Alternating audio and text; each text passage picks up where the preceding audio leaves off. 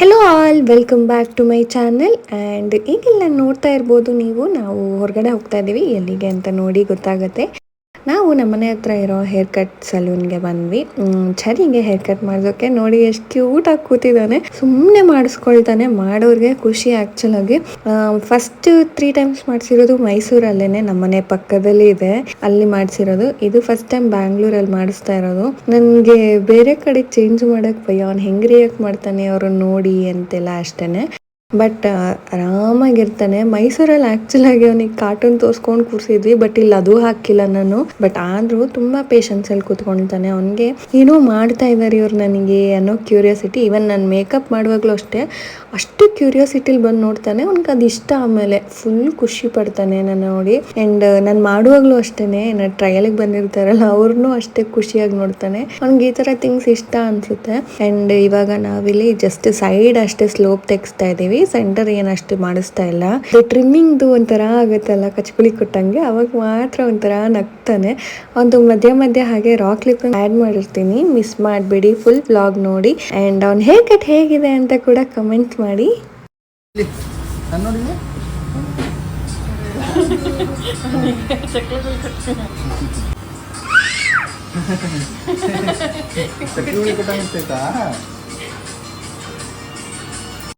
ನೋಡಿದ್ರಲ್ಲ ಅವನ ಎಕ್ಸೈಟ್ಮೆಂಟ್. ಅವ್ನು ಹೀಗೆ ಮಧ್ಯ ಅವನಿಗೆ ಖುಷಿ ಆಗ್ತಿತ್ತು ಅವ್ರು ಮಾಡ್ತಾ ಇದ್ದಿದ್ದು. ಆ್ಯಂಡ್ ಅದು ಕಚ್ಕುಳಿ ಕೂಡ ಆಗ್ತಾಯಿತ್ತು.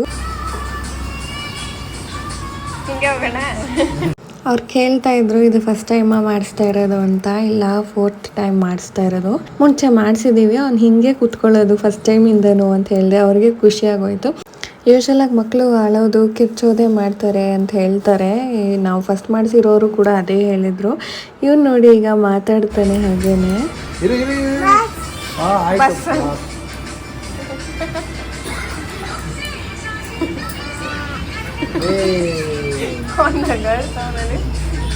ನೋಡಿದ್ರಲ್ಲ, bus. Hi guys.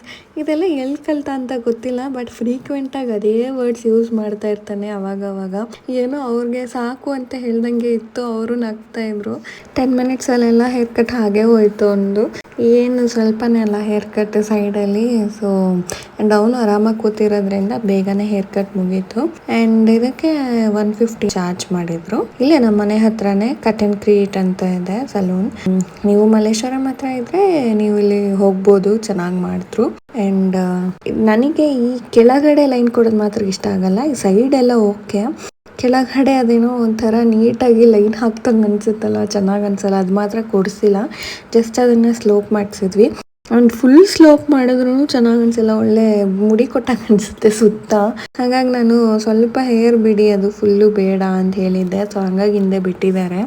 And voice over ಕೊಡೋದು ಬೇಡ ಅಂತ ಅಂದ್ಕೊಂಡೆ, ಬಟ್ ಅಲ್ಲೇನೋ ಮ್ಯೂಸಿಕ್ ಹಾಕಿದ್ರು. ಹಾಗಾಗಿ ಫುಲ್ ವಾಯ್ಸ್ ಓವರ್ ಕೊಡೋದೇ ಆಗಿದೆ. ಮಧ್ಯ ಮಾತ್ರ ನಾನು ರಿಯಲಿಸ್ಟಿಕ್ಕಾಗಿ ಒಂದು ರಿಯಾಕ್ಷನ್ ಗೊತ್ತಾಗಲಿ ಅಂತ ಹೇಳಿ ಹಾಗೆ ಆಗ್ತಾಯಿದ್ದೀನಿ. ಅದೇನು ಲೈನ್ ಬೇಕಾದ್ರು ಹಾಗೆ ಸ್ಲೋಪೇ ಇರಲಿ, ಬೇಡ ಲೈನ್.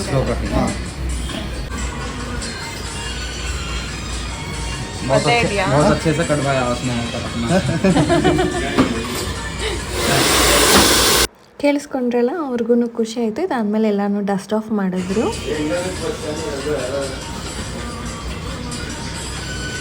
ಅದು ಮಾತ್ರ ಆಗಲ್ಲ, ಬಾಯಿ ಮಾಡ್ಕೊಂಡು ಹೇಗನ್ನಿಸ್ತು? ಇಲ್ಲೇನೆ ಮಾಡಿಸಿದ್ದು ಕಟ್ ಆ್ಯಂಡ್ ಕ್ರಿಯೇಟ್ ಅಂತ. ನಿಮಗೆ ಮಲ್ಲೇಶ್ವರಂ ರೈಲ್ವೆ ಸ್ಟೇಷನ್ ಹತ್ರ ಬರುತ್ತೆ, ಆಂಜನೇಯ ಟೆಂಪಲ್ ಹತ್ರ. ಆ್ಯಂಡ್ ಇದಾದ್ಮೇಲೆ ಮನೆಗೆ ಬಂದ್ವಿ. ನಮ್ಮಮ್ಮ ಗಾಡಿ ಸೌಂಡ್ ಆಗೋದೇ ಕಾಯ್ತಾ ಇರ್ತಾರೆ ನೋಡೋದಕ್ಕೆ. ಹೇಗಿದೆ? ಬಂದಿದ ತಕ್ಷಣ ಕ್ವಿಕ್ಕಾಗಿ ಅವನಿಗೆ ಸ್ನಾನ ಮಾಡಿಸಿ ರೆಡಿ ಮಾಡಿದ್ದಾರೆ ಅಮ್ಮ. ವೀಡಿಯೋ ಮಾಡ್ತಾಯಿದ್ದೀನಿ ಅಂದರೆ ಸರಿಯಾಗಿ ನೋಡೋದೇ ಇಲ್ಲ ಅವನು. ಅವ್ನಿಗೆ ಗೊತ್ತಾಗ್ಬಿಡುತ್ತೆ ವೀಡಿಯೋ ಅಂತ. ಬಟ್ ಇಟ್ಟಿದ ತಕ್ಷಣ ಫುಲ್ ಆ್ಯಕ್ಟಿವ್ ಆಗ್ತಾನೆ. ಗೊತ್ತಾಗದೇ ಇರೋಂಗೆ ವೀಡಿಯೋ ಮಾಡೋದೇ ಕಷ್ಟ ಇವನ್ನ. ಆ್ಯಂಡ್ ಚೆನ್ನಾಗಿ ಕಾಣಿಸ್ತಾ ಇದ್ದಾನೆ ಎಲ್ಲ ಕ್ಯೂಟಾಗಿ. ಆ್ಯಂಡ್ ಇವನ್ ಮಾಡಿಸ್ಕೊಳ್ಳೋದು ಅಷ್ಟೇ, ಅಲ್ಲಿ ಸುಮ್ಮನೆ ಕುತ್ಕೊಂಡು ಕ್ಯೂಟಾಗಿ ಮಾಡಿಸ್ಕೊಳ್ತಾ ಇದ್ದ. ಕಟಿಂಗ್ ಮಾಡಿಸ್ಕೊಂಡಿದ್ದೆ ಮಗು ಚಿನ್ನು. Hi guys. ಹಂಗೆ ಕೂಮ್ ಮಾಡ್ಕೊಳ್ಳೋದಂತೆ.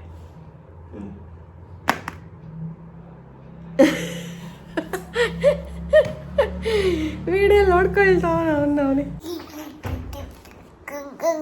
ಕ್ವಿಕ್ಕಾಗಿ ಗೀ ರೈಸ್ ರೆಸಿಪಿ ಕೂಡ ಶೇರ್ ಮಾಡ್ತಾ ಇದ್ದೀನಿ. ಇಲ್ಲಿ ನಾನು ಅಕ್ಕಿನ ನೆನೆಸಿಟ್ಕೊಂಡಿದ್ದೀನಿ, ಹಾಗೆ ಕಾಯಿ ಹಾಲು ಕೂಡ ರೆಡಿ ಮಾಡಿ ಇಟ್ಕೊಂಡಿದ್ದೀನಿ.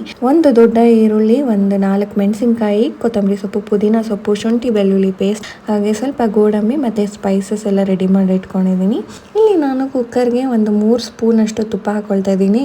ಗೀ ರೈಸ್ ಅಥವಾ ಬಿರಿಯಾನಿ ಅಂದಮೇಲೆ ಗೀ ಮತ್ತು ಆಯಿಲ್ನ ಮಿಕ್ಸಲ್ಲಿ ಹಾಕೊಳ್ತೀನಿ. ಸೊ ಫುಲ್ ಗೀ ಹಾಕೊಳ್ಳಲ್ಲ, ಒಂಥರ ಆಡ್ ಅನ್ಸ್ಬಿಡುತ್ತೆ ತಿನ್ನೋಕ್ಕೆ ತುಂಬಾ. ಅದಾದಮೇಲೆ ಎಲ್ಲ ಸ್ಪೈಸಸ್ನು ಹಾಕ್ಕೊಂಡಿದ್ದೀನಿ. ನಿಮ್ಮ ಹತ್ರ ಯಾವ ಸ್ಪೈಸಸ್ ಇದೆ ಎಲ್ಲ ಹಾಕ್ಕೊಳ್ಳಿ. ಆ್ಯಂಡ್ ಸ್ವಲ್ಪ ಗೋಡಂಬಿನೂ ಹಾಕ್ಕೊಂಡು ಅದನ್ನು ಸ್ವಲ್ಪ ಫ್ರೈ ಮಾಡ್ಕೊಂಡ್ಮೇಲೆ, ನಾನು ಫಸ್ಟಿಗೆ ಯಾವಾಗಲೂ ಸೊಪ್ಪು ಹಾಕ್ಕೊಳ್ಳೋದು. ಅದ್ರ ಫ್ಲೇವರ್ ನನಗೆ ತುಂಬಾ ಇಷ್ಟ, ಫಸ್ಟಿಗೆ ಫ್ರೈ ಮಾಡಿದಾಗ ಬರೋ ಫ್ಲೇವರ್. ಆ್ಯಂಡ್ ಅದನ್ನು ಸ್ವಲ್ಪ ಈಗ ಹುರಿದ ಮೇಲೆ ನಾನಿಲ್ಲಿ ಇದಕ್ಕೆ ಒಂದು ದೊಡ್ಡ ಈರುಳ್ಳಿನ ಸೇರಿಸ್ಕೊಳ್ತಾ ಇದ್ದೀನಿ. ಈರುಳ್ಳಿ ಚೆನ್ನಾಗಿ ಫ್ರೈ ಆಗಬೇಕು, ಫುಲ್ ಗೋಲ್ಡನ್ ಕಲರ್ ಬರಬೇಕು, ಅಲ್ಲಿವರೆಗೂ ಫ್ರೈ ಮಾಡ್ಕೊಳ್ಳಿ. ಈ ಗೀ ರೈಸ್ನ ನೀವು ಯಾವ ಗ್ರೇವಿ ಇಲ್ಲ ಅಂದರೂ ಕೂಡ ಹಾಗೇನೆ ತಿನ್ನೋಕೆ ತುಂಬಾ ಟೇಸ್ಟಿ ಇರುತ್ತೆ. ನಾನು ಹಾಗೇನೆ ಆ್ಯಕ್ಚುಲಾಗಿ ತಿಂದಿದ್ದು ವಿತೌಟ್ ಗ್ರೇವಿ, ನಂಗೆ ತುಂಬಾ ಇಷ್ಟ ಆಯಿತು. ಇದಾದಮೇಲೆ ಒಂದು 4 ಮೆಣಸಿನ್ಕಾಯಿ ಹಾಕ್ಕೊಳ್ತಾ ಇದ್ದೀನಿ. ನೀವು ಬೇಕಾದ್ರೆ ಜಾಸ್ತಿ ಹಾಕ್ಕೊಳ್ಬೋದು, ಗ್ರೇವಿ ಬೇಡ ಅಂತ ಅಂದರೆ. ನಾನಿಲ್ಲಿ ಚರಿಗೆ ಕೂಡ ಅದನ್ನು ತಿನ್ನಿಸೋದ್ರಿಂದ ಯೂಶಲಾಗಿ ಖಾರನ ಅವಾಯ್ಡ್ ಮಾಡಿಬಿಡ್ತೀನಿ, ತುಂಬ ಹಾಕಕ್ಕೆ ಹೋಗಲ್ಲ, ಇಲ್ಲಾಂದರೆ ಒಂದು ತಿನ್ನೋಕ್ಕೆ ಹೋಗಲ್ಲ, ತುಂಬ ಖಾರ ಇದೆ. ಆ್ಯಂಡ್ ಇದಾದಮೇಲೆ ಇಲ್ಲಿ ಒಂದು ದೊಡ್ಡ ಸ್ಪೂನಷ್ಟು ಶುಂಠಿ ಬೆಳ್ಳುಳ್ಳಿ ಪೇಸ್ಟ್. ಇದರಲ್ಲಿ ಏನು ತುಂಬ ಮಸಾಲೆ ಇಲ್ಲದೆ ಇರೋದ್ರಿಂದ ನಾನು ಸ್ವಲ್ಪ ಜಾಸ್ತಿ ಹಾಕ್ಕೊಂಡಿದ್ದೀನಿ. ನೀವು ಬೇಕಾದ್ರೆ ಇನ್ನೊಂದು ಸ್ವಲ್ಪ ಕಡಿಮೆ ಮಾಡ್ಕೊಳ್ಬೋದು.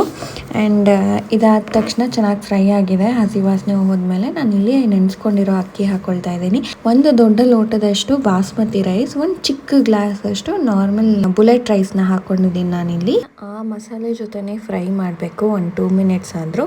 ಅದಾದಮೇಲೆ ನೀರು, ಕಾಯಲ್ಲಿ ಏನೇ ಇದ್ರೂ ಆ್ಯಡ್ ಮಾಡ್ಕೊಳ್ಳಿ. ಈವನ್ ಪಲಾವಲ್ಲೂ ಅಷ್ಟೇ, ನೀವು ಮಸಾಲೆ ಜೊತೆ 1-2 ನಿಮಿಷ ಅಕ್ಕಿ ಹಾಕಿ ಹುರಿರಿ, ಆ ಮಸಾಲೆ ಚೆನ್ನಾಗಿ ಫ್ಲೇವರ್ ಇಟ್ಕೊಳ್ಳುತ್ತೆ. ಅಂದರೆ ನಾನಿಲ್ಲಿ 1 ಲೋಟ ಬಾಸ್ಮತಿ ರೈಸ್ಗೆ 1.5 ಗ್ಲಾಸ್ ಅಷ್ಟು ಹಾಕ್ಕೊಂಡಿದ್ದೀನಿ. ಆ್ಯಂಡ್ ಮುಂಚೆನೇ ಸ್ವಲ್ಪ ನೀರು ಹಾಕ್ಕೊಂಡಿದ್ದೆ, ಕ್ಲಿಪ್ಪಿಂಗ್ ಮಿಸ್ ಆಗಿದೆ. ಆ ಬುಲೆಟ್ ರೈಸ್ಗೆ 1:2 ಹಾಕ್ಕೊಂಡಿದ್ದೀನಿ. ಇದಾದಮೇಲೆ ಕಲ್ಲುಪ್ಪು ಕೈ ಅಳತೆಯಲ್ಲಿ ಹಾಕ್ಕೊಂಡು ಒಂದು ಚಿಕ್ಕ ಸೈಜ್ ಅಷ್ಟು ಲೆಮನ್ನ ಸ್ಕ್ವೀಸ್ ಮಾಡ್ಕೊಂಡಿದ್ದೀನಿ. ಇದು ಕುದಿ ಬಂದಮೇಲೆ ನಾನು ಲಿಡ್ನ ಕ್ಲೋಸ್ ಮಾಡಿಕೊಂಡು 2 ವಿಷಲ್ಸ್ ತೊಗೊಂಡಿದ್ದೀನಿ. ಬಿಕಾಸ್ ಬಾಸ್ಮತಿ ರೈಸ್ 1 ವಿಷಲ್ಗೆ ಸಾಕು, ಬಟ್ ಬುಲೆಟ್ ರೈಸ್ ಕೂಡ ಇದೆಯಲ್ಲ. ಆ್ಯಂಡ್ ಅದನ್ನು ತುಂಬ ಟೈಮ್ ನಾನು ಸೋಕ್ ಮಾಡಿಲ್ಲ, ಒಂದು 10 ಮಿನಿಟ್ಸ್ ಅಷ್ಟೇ ಸೋಕ್ ಮಾಡಿದ್ದು. 20 to 25 ಮಿನಿಟ್ಸ್ ಸೋಕ್ ಮಾಡಿದರೆ 1 ವಿಷಲ್ ಸಾಕು. ಆ್ಯಂಡ್ ಇಲ್ಲಿ ನೋಡ್ಬೋದು ನೀವು, ನಾನು 2 ವಿಷಲ್ಸ್ ತೊಗೊಂಡೆ. ಆ್ಯಂಡ್ ಇದಾದಮೇಲೆ ಸಖತ್ತಾಗಿ ಆಗಿತ್ತು, ಆ್ಯಕ್ಚುಲಾಗಿ ಕರೆಕ್ಟಾಗಿತ್ತು, ವಾಟರ್ ಪ್ರಪೋರ್ಷನ್ ನೀಟಾಗಿ ಆಗಿತ್ತು. ಗೀ ರೈಸ್ ಹೇಗಿತ್ತು ಅಂತ ನಮ್ಮನೆ ಸೆಲೆಬ್ರಿಟಿ ರಿವ್ಯೂ ಕೊಡ್ತಾರೆ ನೋಡಿ, ಯಾರು ಅಂತೀರ, ಆಬ್ವಿಯಸ್ಸಾಗಿ ಚೆರ್ರಿನೇ.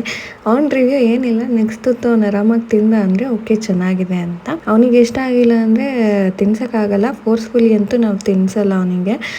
ಟಿವಿ ನೋಡ್ಕೊಂಡು ತಿಂತಾ ಇದ್ದ, ಅವ್ನ ಫೇವ್ರೆಟ್ ಮಾಷಾ ಆ್ಯಂಡ್ ದ ಬೇರ್ ಬರ್ತಾ ಇತ್ತು. ಆದ್ರೂ ಅವನಿಗೆ ಗೊತ್ತಾಗುತ್ತೆ ಏನು ತಿಂತಾ ಇದ್ದೀನಿ ಅಂತ, ನೋಡ್ತಾನೆ ಒಂದ್ಸಲಿ. ಇದಾಗಿತ್ತು ಇವತ್ತಿನ ವ್ಲಾಗ್. ಈ ವ್ಲಾಗ್ ಇಷ್ಟ ಆದರೆ please do like, share and comment. Subscribe ಮಾಡಿಲ್ಲ ಅಂದರೆ ಪ್ಲೀಸ್ ಸಬ್ಸ್ಕ್ರೈಬ್ ಮಾಡಿ. ಮುಂದಿನ ವ್ಲಾಗಲ್ಲಿ ಸಿಗೋಣ. Until then bye, take care.